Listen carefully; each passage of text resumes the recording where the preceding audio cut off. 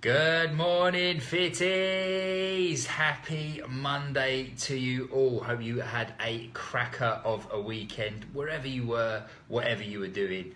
I hope you did it with a smile on your face. So, guys, I just wanted to check in real quick, and I'm going to talk to you in a moment about how I just completely quit on a run. Literally just jacked it in, and I thought it ain't happening. But before I do go on to that, I want to show you something, because it's getting real now, guys. Some of you may well know I'm on a marathon journey, the London Marathon. I will be running.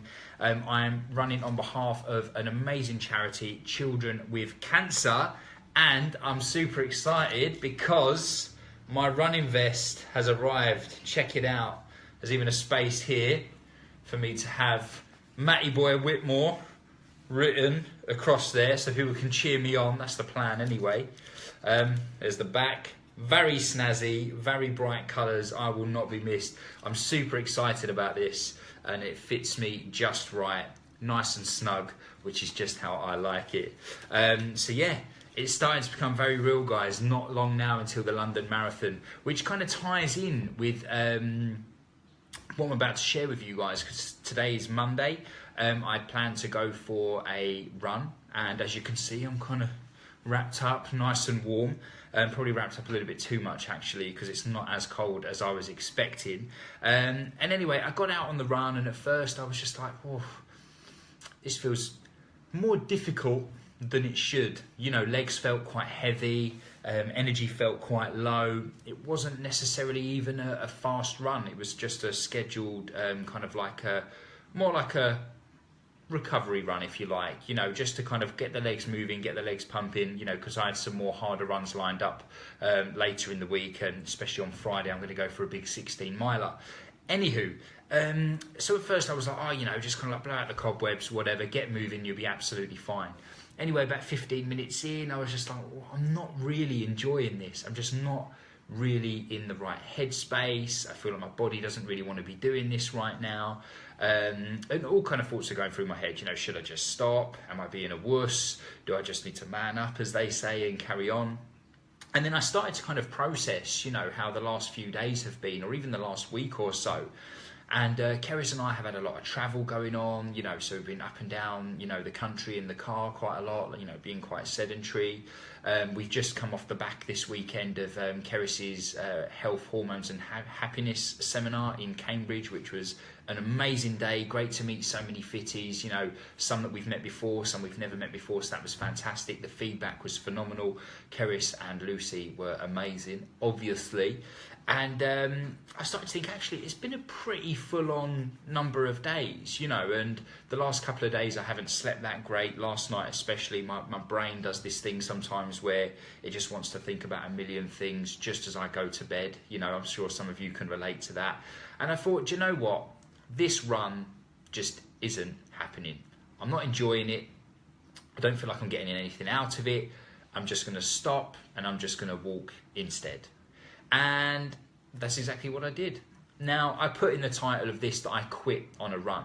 But the reality is, guys, I didn't quit on my run at all. All I did was simply listen to my body. I fought it for a little while, because sometimes you can get your legs and you feel okay. But when you've been doing this for a while, when you've been training for a while, you start to develop an understanding of, you know, how your body and how your mind works and what's best for it in that situation. Of course, you know, you don't want to be making a habit of this, like, oh, I'm listening to my body, you know, 12 months later, I've just been listening to my body, I've not done any exercise. You know, of course we need to do this within reason, but, you know, it takes time to develop this skill set, if you will. But for me, you know, today I don't feel any guilt whatsoever, you know, because as I say, I did not quit from my workout today. I simply listened to my body. Who knows, I might go for a run later on today. I might do a bodyweight workout at home. I might do a gym session. I might just do some mobility work. I might do nothing at all. I'm purely going to base this on how my body's feeling. It has had a pretty full-on few days. Maybe I just need another day off. Plenty of good food, a little bit of movement, and tomorrow I will be right back at it. There's a few comments coming in, actually. So, guys, if you do have any questions, for sure, whilst I'm here, I might as well answer some questions. I did just want to share this with you guys. So, yeah, keep them coming in. But yeah, so I wanted to share this with you because I think it's easy to, you know, get a little bit too attached to workouts and almost like work out as an obligation because you feel that you should. You know, it's Monday today. Maybe you went off the rails at the weekend. Maybe you had one too many vinos. Maybe you ate a little bit too much cake or ice cream, and you're feeling a little bit guilty today. And you feel that, you know, you should go to the gym or you should go to, you know, go for a run or whatever to try and, you know, incorporate a bit of damage limitation, if you will. But, you know, a big part of what we do at Fitter Food, big message that we give to our Fitter 365 members, our Fitter 16 team members as well, is, you know, it's not about guilt tripping yourself into working out. You know, it's about wanting to work out. And instead of like, oh, I should work out, it's I want to go and train. I want to go and lift weights. I want to go for a run.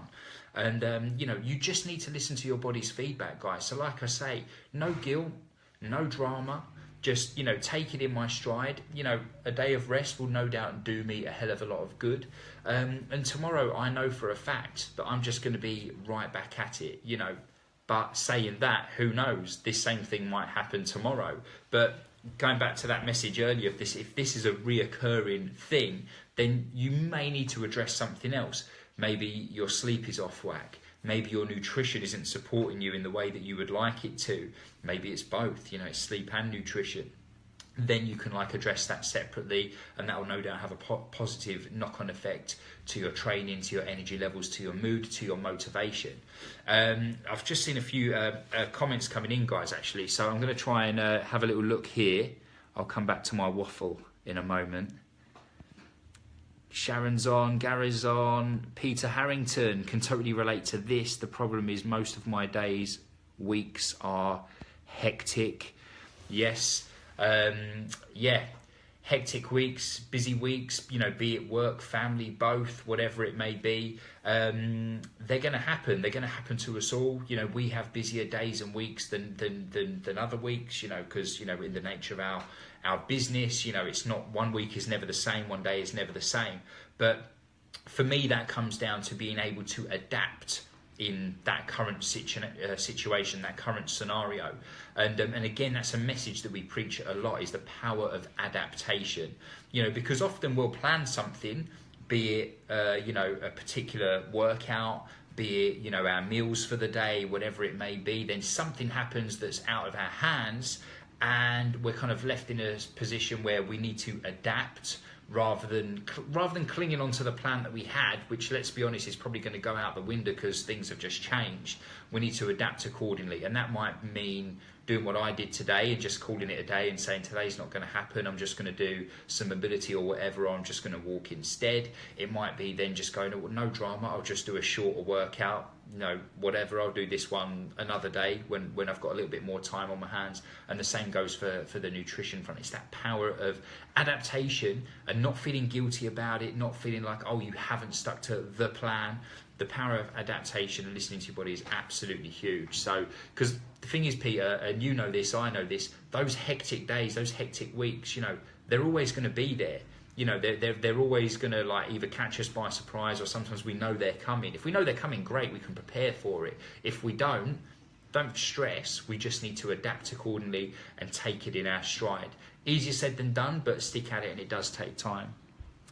Angela, love your philosophy. Oh, thank you. Adele's watching. Hello, Adele. Katie, I felt the same today. Opting for a dog walk and a HIIT session later, and I feel less. When I feel less whacked, you are so good for my guilt complexes. Thanks as ever. Oh, you're very welcome. I feel like I've added value to a couple of people this morning, which makes me happy. But yeah, it's so true. You've just got to listen to your body, guys. You know, it's no one's going to die if you don't work out. That's what some of Keris's mum said yesterday. They had like I think they had a boiler packed up, and they've got to get a brand new boiler. And I think Keris's dad was going mental, and Keris's mum was just like, "Hey, no one died. Chill out. It's fine." It's like, yeah, you're right. It's true. No one did. Happy days. Let's go and have some coffee and cake. So yeah, I'm glad that's helped you, Katie.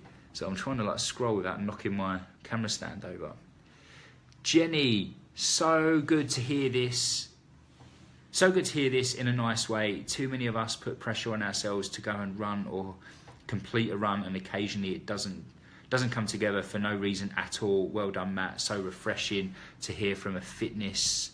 It's kind of cut off your comment there, but I think it says from a fitness enthusiast. So refreshing to hear from a fitness enthusiast. Sorry about that, Jenny. It does this sometimes on your phone. You can't see the whole comment if it's a longer than kind of average comment, if you like. But yeah, no, I do really appreciate that, because it's very true in that, especially these days with social media, and I've mentioned this before, isn't it? You know, things like Instagram and Facebook, you know, what you often see with other people is you see their highlight reel. You know, they show you this amazing workout, or, you know, them on this run with this beautiful scenic background and like just smashed 15 miles, you know, and everything's glorious and I'm just bursting with energy. And that's great, because, you know, it's positive and we want to see these positive vibes. But at the same time, it can often give like a false perception of what health and fitness is, and kind of make you feel that as though your motivation and your energy should always be through the roof, you know, and anything less just is purely unacceptable. But, you know, I like to be transparent with you guys because I like to keep it real, you know what I'm saying? And today that's just exactly how it was. You know, I was coffeeed up, hydrated, got all my gear on, got my hat on. I've hidden the England logo there after this weekend Six Nations performance, but we won't go into that anyway. You know, and, you know, my intention was very much there for sure. You know, it wasn't that the motivation wasn't. I was out, I was at it, you know, and I just thought, this ain't happening. I just ain't feeling it, you know, and I felt like I was just constantly fighting it, and that for me isn't how it should be. And I just thought, you know, I'm just going to walk, I'm going to go home, have a coffee, have some food, which I haven't done yet, but I will be very shortly. And I think it's only right that I share that with you guys, because I can pretty much guarantee all of you, if not most of you watching this right now, or whenever you do decide to tune in, have probably felt that way at some point, and will no doubt feel that way again. And I'm just here to tell you that, you know what, it's all right, it's okay. It doesn't matter if you miss a workout here and there. Listen to your body, you know, give it good food, but above all, you know, don't feel guilty about it. And like I say, I do not feel a smidgen of guilt for not doing this run today. Now, I could probably, you know, in theory, put a bit more pressure on myself, because I'd be like, oh, you know, the marathon's just around the corner. I need to do this many runs. I need to get this many runs in, this many miles, etc., etc. But that's not where my head's at. My head is at, I want to focus on quality runs. I want to, you know, don't get me wrong, I know there's going to be some days where I'm going to need to dig deep and push myself and step out of the comfort zone, for sure. But the thing is now is I know when those days are, and I know when those days are not. Because the thing about today's run is it wasn't a scheduled long or tough run. So it wasn't like I was dreading stepping out of my comfort zone and pushing myself. I was running at a very steady pace today.